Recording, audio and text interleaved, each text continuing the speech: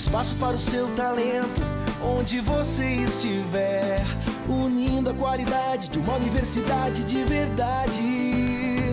A qualquer hora, em qualquer lugar, se eu penso em EAD, eu penso em Unipar.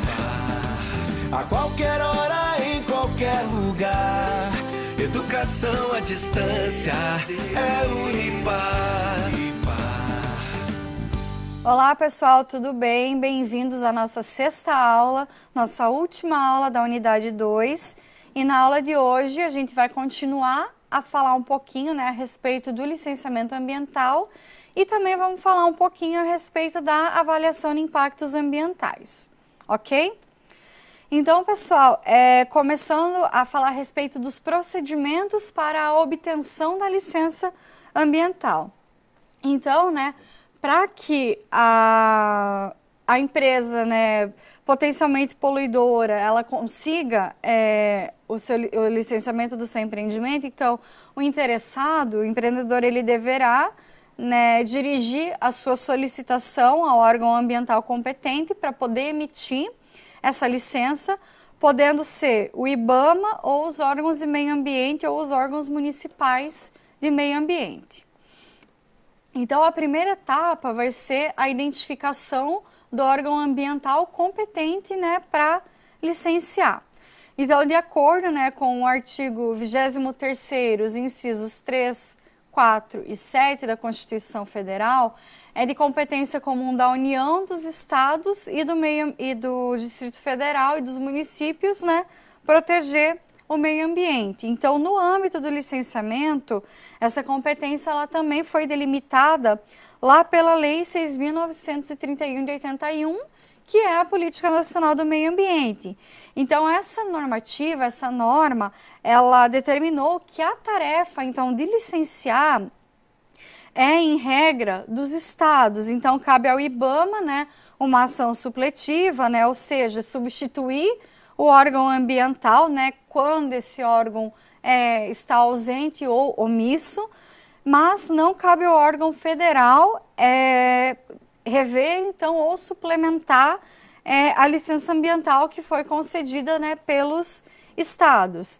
Então, ao IBAMA também foi dada pelo dispositivo geral a competência originária para licenciar.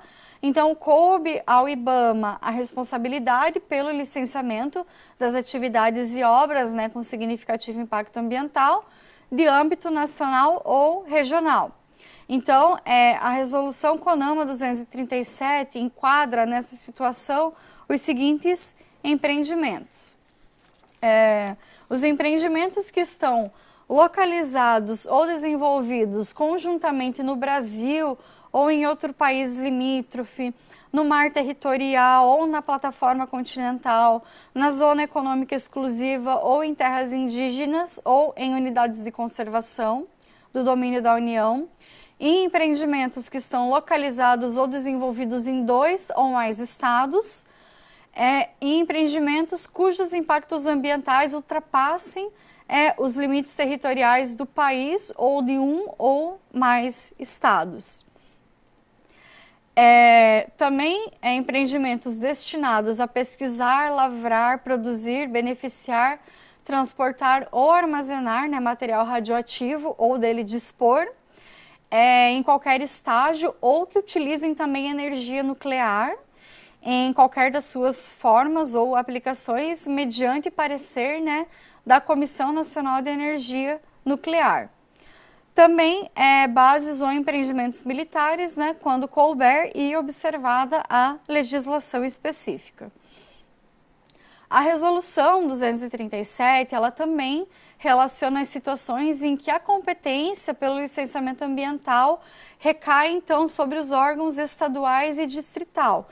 Então, é de responsabilidade do órgão estadual ou distrital os empreendimentos e atividades que são localizados ou desenvolvidos em mais de um município ou em unidades de conservação que sejam de domínio estadual ou do Distrito Federal, Empreendimentos localizados ou desenvolvidos em florestas e demais formas de vegetação natural de preservação permanente.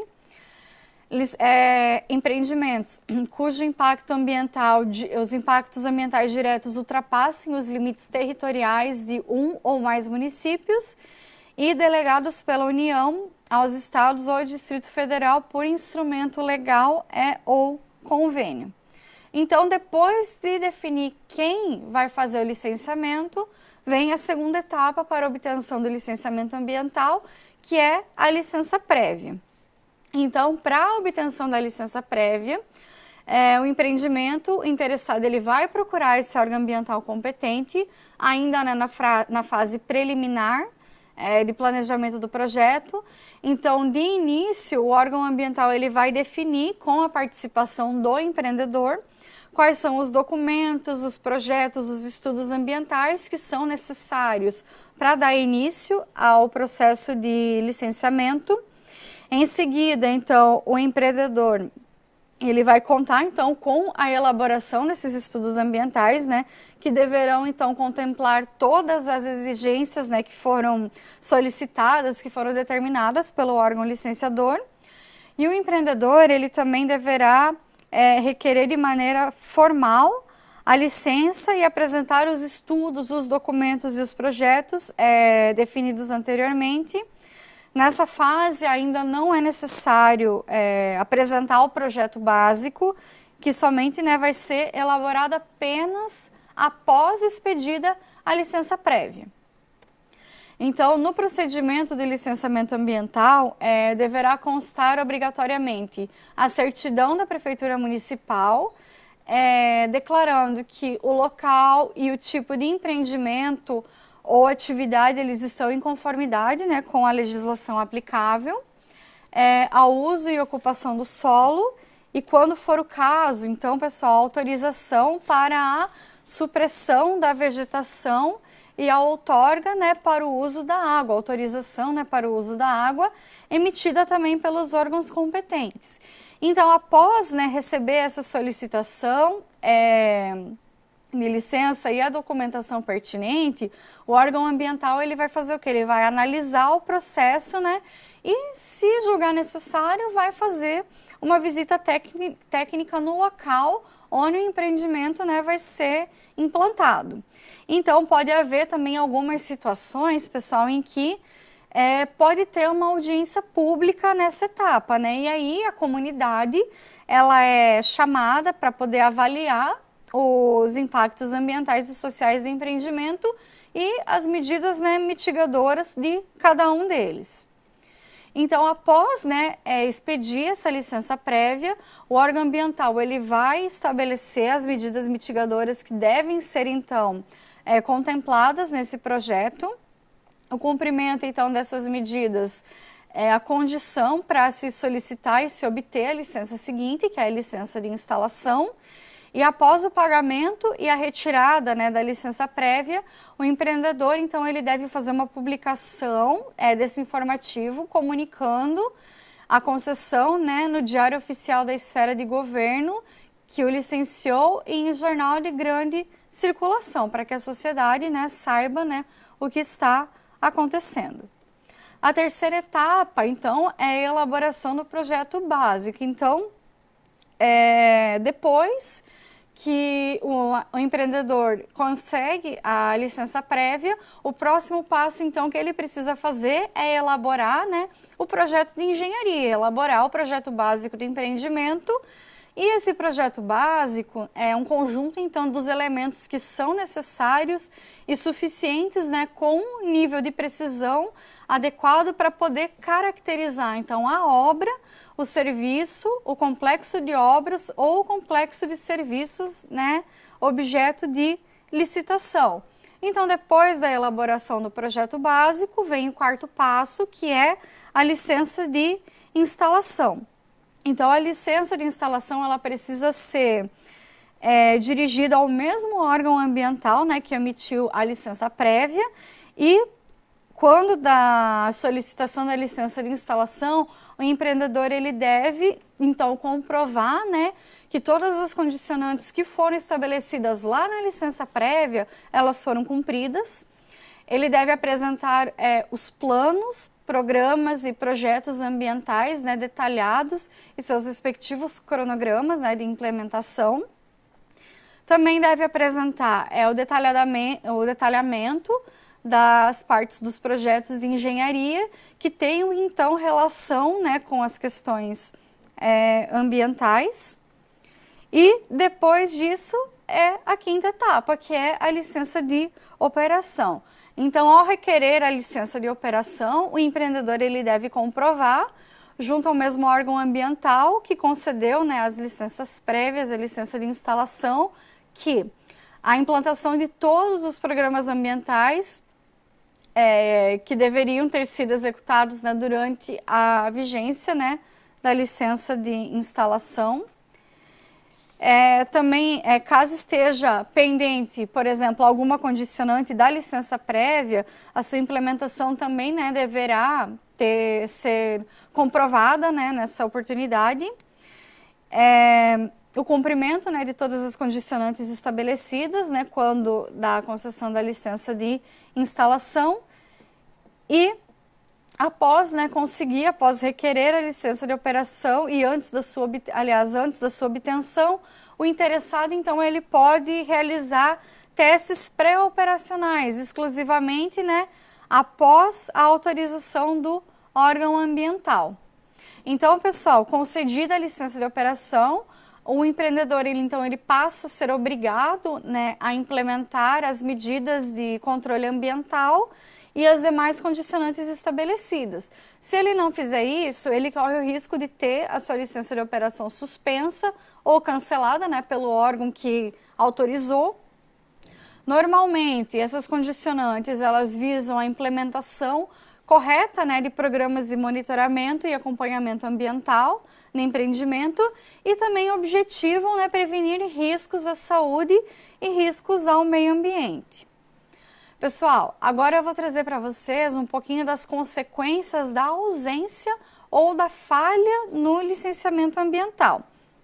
Então, pessoal, o licenciamento ambiental, ele é um processo complexo, a gente conseguiu observar, existem muitas etapas, muitas exigências, né? Então, demanda tempo e demanda recurso. Então, a ausência das licenças ambientais, que são relativas em cada fase do empreendimento, ela vai configurar, então, uma irregularidade grave, né, perante o Tribunal de Contas da União. Então, a consequência direta vai ser qual? Vai ser a interrupção do repasse de recursos federais, né, para custear, então, essa obra pública. E a falha, né, ou a ausência do licenciamento é crime e também pode ocasionar, né, as seguintes consequências.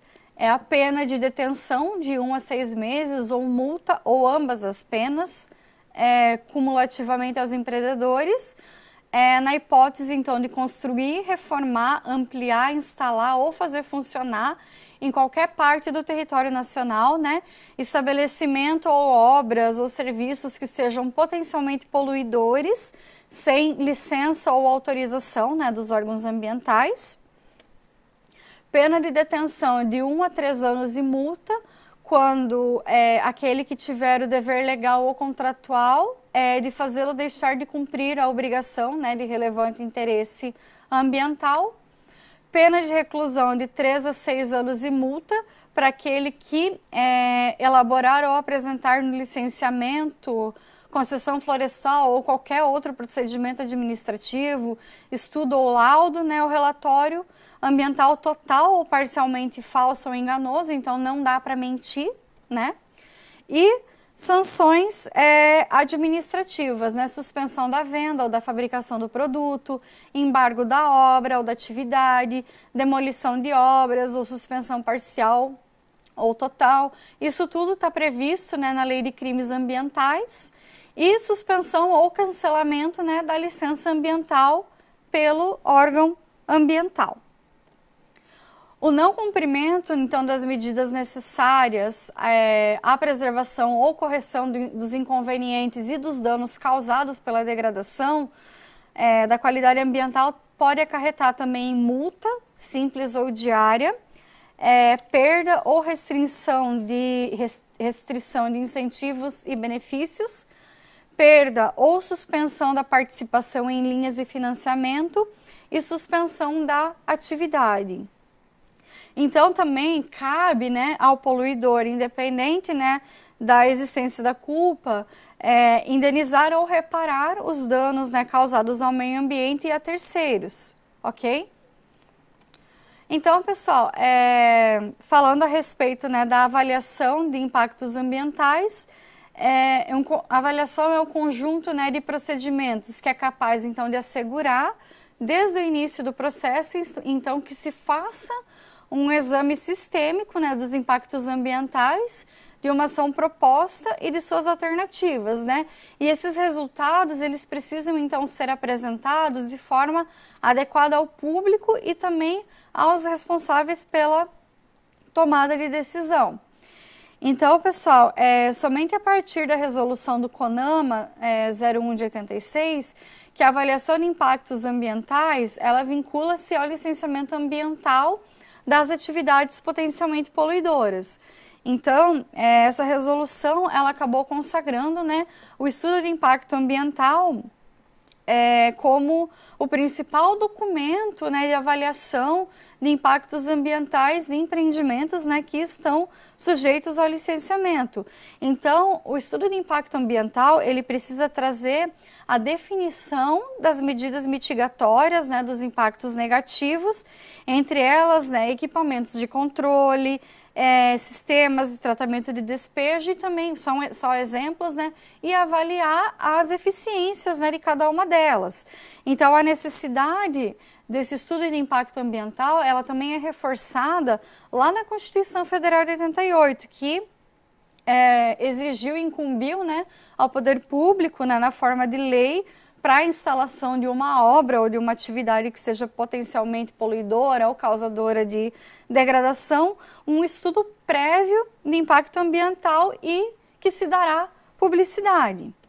Então, o estudo de impacto ambiental, ele deve ser elaborado, né, então, por profissionais que sejam habilitados e devem, então, contemplar todas as alternativas tecnológicas e de localização de projeto, então, confrontando-as com a hipótese de não execução do projeto.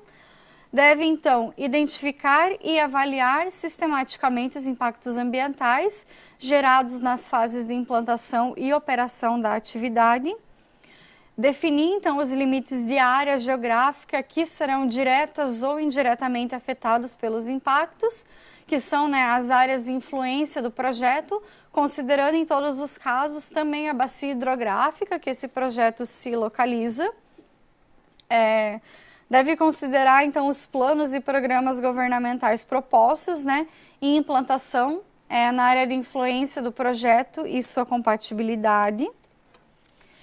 Então, pessoal, de acordo com o artigo 6º da Resolução 237, o estudo de impacto ambiental, ele precisa ser composto obrigatoriamente por 4 sessões. A primeira delas, então, é o diagnóstico ambiental da área de influência do empreendimento. Então, nessa etapa que deve se inscrever e analisar as potencialidades dos meios físicos, biológicos e socioeconômicos da área de influência do empreendimento. Também deve ser composto pela análise dos impactos ambientais dos projetos, né, e suas alternativas. Então, nessa etapa, então, deve ser contempladas a previsão, a magnitude e a interpretação da importância dos impactos relevantes do empreendimento, né, discriminando os impactos positivos e negativos, né, os impactos benéficos ou adversos, como a gente já estudou lá na gestão ambiental, diretos e indiretos, a médio, a longo prazo, temporários e permanentes, o grau de reversibilidade, né, desses impactos ambientais, as suas propriedades cumulativas e a distribuição dos ônus e benefícios sociais. Também deve Está contemplado no EIA, então, as medidas mitigadoras, né, dos impactos negativos, né, que devem ter a sua eficiência avaliada a partir da implementação dos programas ambientais e também programas, né, de acompanhamento e monitoramento, né, que devem abranger os impactos positivos e negativos, né, indicando então padrões e qualidades, né, que vão ser utilizados como parâmetros. A respeito do relatório de impacto ambiental, ou RIMA, o RIMA ele tem que ser elaborado em uma linguagem, né, mais acessível, né, com o objetivo então de atender a demanda da sociedade, né, por informações a respeito do empreendimento e das suas atividades. O RIMA ele não é e nem deve ser, né, um resumo do estudo de impacto ambiental. O EIA e o RIMA, eles são dois documentos distintos, eles possuem focos diferentes. O estudo de impacto ambiental, então, ele tem como objetivo dar um diagnóstico, né, das potencialidades naturais e socioeconômica, né, os impactos do empreendimento e as medidas, né, destinadas à mitigação desses impactos e compensação também, né? E já o RIMA, o Relatório de Impacto Ambiental, ele oferece as informações que são essenciais para que a população tenha conhecimento das vantagens e das desvantagens desse projeto e quais são as consequências, né, da sua implementação. Então, o RIMA ele deve conter as seguintes informações: os objetivos e as justificativas do projeto, né? Sua relação e sua compatibilidade com as políticas e planos governamentais, a descrição do projeto e quais são suas alternativas, né, tecnológicas e locacionais, a síntese dos resultados dos estudos de diagnóstico ambiental da área de influência do projeto, a descrição dos prováveis impactos ambientais da implantação e operação das atividades, a caracterização da qualidade ambiental futura da área de influência, a descrição dos efeitos esperados das medidas mitigadoras, o programa, né, de acompanhamento e monitoramento dos impactos ambientais e a recomendação quanto à alternativa mais favorável, né, que sejam as conclusões, os comentários, né, de uma maneira geral. Então, o RIMA ele deve ser apresentado de forma objetiva e adequada para que o público em geral ele consiga compreender. As informações elas devem ser produzidas, né, em linguagem acessível, pode ter ilustração por mapas, cartas, quadros, gráficos e outras técnicas, né, de comunicação visual, de modo, né, que as pessoas consigam entender quais são as vantagens e as desvantagens do projeto e todas as consequências ambientais da sua implementação. Bom, pessoal, por hoje é só. Finalizamos então a nossa segunda unidade. Só para lembrar, essas informações eu retirei da mesma cartilha que eu coloquei para vocês na aula passada. A referência dela está aqui, caso vocês queiram utilizar, dar uma lida. Muito obrigada pela atenção de vocês e até a nossa próxima unidade. Um espaço para o seu talento, onde você estiver, unindo a qualidade de uma universidade de verdade. A qualquer hora, em qualquer lugar. Se eu penso em EAD, eu penso em Unipar. A qualquer hora, em qualquer lugar. Educação à distância é Unipar.